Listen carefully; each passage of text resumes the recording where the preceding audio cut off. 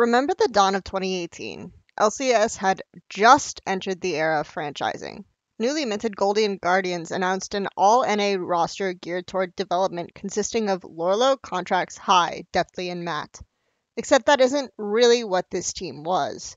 Of the roster, only Deftly was really debuting as a rookie in LCS. He and Contracts probably comprise the most interesting developmental pieces in terms of mechanical upside. In total, it felt somewhat thrown together. Because it was. Golden Guardians had chased various big name imports over the course of the off season, but had been unable to compete on a budgetary level. Their quote unquote all NA development project was more of a convenience than an actual focus or goal. That was the last time an LCS team attempted to actually invest in NA rookies on a broader scale as a goal. This year, Golden Guardians, as well as the likes of Dignitas, Immortals, and FlyQuest, are somewhat repeating a trend. Like Golden Guardians of 2018, most of these teams settled on developmental rosters as a matter of convenience rather than an actual intent. But of those four teams, one emerges that seems more intentional than the rest. Because perceived to be quote-unquote good rookies in this market aren't cheap, investing in the C9 package for Palafox, Licorice, and Diamond likely made Fly's roster a bit more expensive than the others. While I'm under no illusion that Fly's roster isn't a convenience roster, after all, if FlyQuest had their druthers, they would have kept Power, Vivo, Santorin, and Ignore at least, the roster speaks of the kind of team Golden Guardians in 2018 pretended to be. Only one player on this team has more than a year's worth of LCS experience. Every member has grinded to hit high ranks on the NA solo queue ladder, with Jose Odoto having reached the top from Latin America earlier this year. While Dignitas, Immortals, Golden Guardians, and Fly all have their interesting elements, Fly are the easiest lineup to bet on to succeed. Their upside can unseat one of the crown teams in Team Liquid, Team Solo Mid, or Cloud9 and take them all the way to Worlds. But it has to be done right. With 3 of FlyQuest members from Cloud9, one of the main factors that gives FlyQuest high upside is the fact that you can already see how this roster will work. Cloud9 Academy's solo lane-centric approach relied heavily on a carry top laner, Palafox's flexibility and understanding of win conditions, and Diamond's trigger pull. These main elements have been retained, and an upgraded AD carry and jungler slot in. When I did a deep dive on Palafox at the end of the Academy season, I was really struck by just how good he was.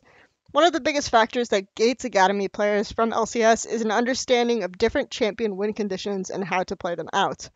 Palafox has that. He changes how he plays a fight depending on the champion he plays. That sounds really stupid when I say it out loud, but a lot of mids come up as either control mages or assassins and can't wrap their brains around how to position differently in fights on different picks. What is a good flank angle? How do I use vision? Where do I stand to maximize DPS as Orianna? You can probably think of mids in LCS who are good control mages or good melee champ players. Palafox understands and can carry a game on both. His laning has also been brought up as a concern, and honestly that's fair, given the history of LCS rookie mids.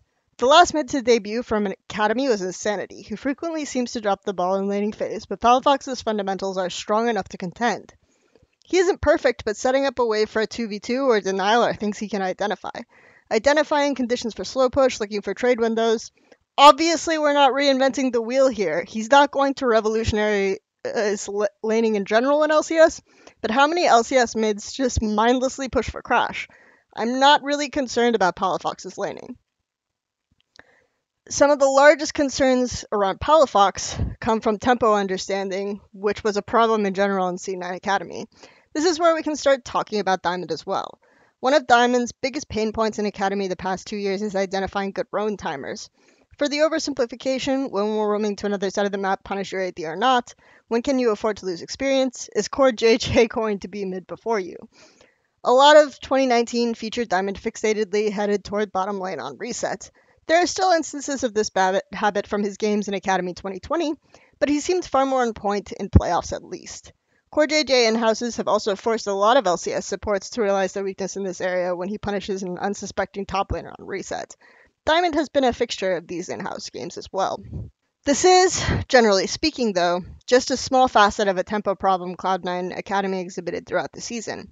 Understanding better base timers and how to use their lead to extend control was a weak element of C9A that wasn't really punished that much in Academy. It did, however, force a reliance on diamonds to face check or set up engages on melee champions. But he was definitely more than capable. Having a support and mid with a willingness to set up and create fights is something that hopefully carries over into a more punishing environment on the LCS stage. Some players do struggle with finding their comfort to make plays moving from amateur to academy and then academy to LCS. I don't anticipate that to be a problem with Diamond and Palafox, but struggles with tempo understanding could put them on the back foot more often and punish them more for taking fights when they aren't prepared as a team. If they have a crisis of conscience, however, there are two other players on FlyQuest that I feel like could shoulder that burden. Licorice, the veteran on the lineup, has shown he is more than capable of taking the rage to engage. Part of the reason I see FlyQuest's upside as being top 3 is that he is still one of the best top laners in the league. He showcased his ability against one of his direct competitors in TSM's new top laner, Huni. Licorice demonstrated both better laning fundamentals than Huni did throughout the playoffs and used Huni's roam timers to pick up plates and stay competitive so that he could constantly get powerful engages as Ornn for C9's comeback. This XC9 core is all comprised of players who understand win conditions and are willing to set up plays for their team.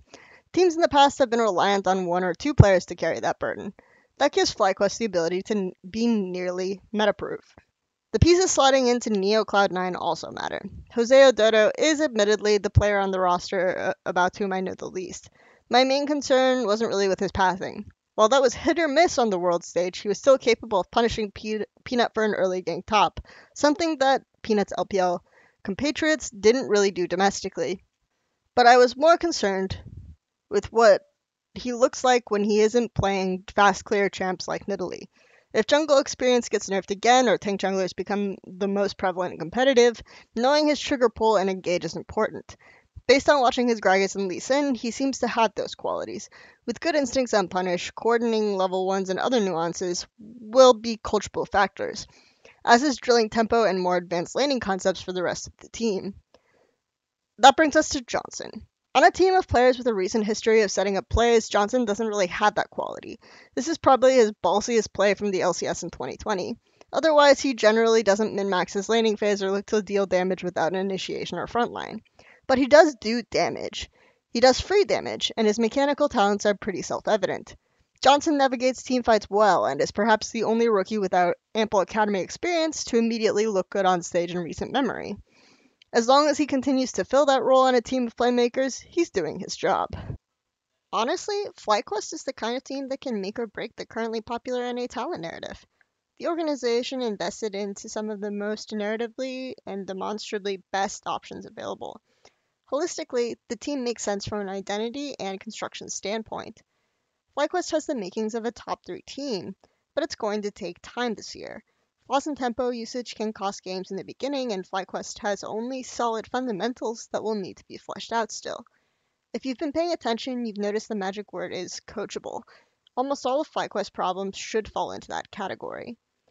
There isn't a clear weak link or obvious synergy issue. FlyQuest's upside is very clearly high, and all will come down to how they mesh and improve upon their foundations together.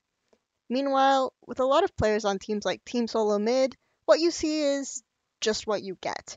It isn't that players like Huni and Power Vivo can't change, just that they haven't. FlyQuest will either be a catalyst that drives that, or a juggernaut that unseats them.